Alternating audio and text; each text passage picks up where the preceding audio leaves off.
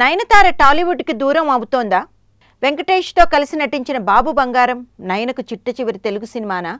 ఈ విషయంలో టాలీవుడ్లో రకరకాలుగా వార్తలు వినిపిస్తున్నాయి. నయనకు తెలుగు సినిమాల్లో నటించాలని లేదని, తెలుగులో ఆఫర్లు వస్తున్నా ఆమె పక్కన పెడుతోందని, బాబు బంగారం తర్వాత నయన తెలుగులో కనిపించకపోవచ్చని చెప్పుకుంటున్నారు.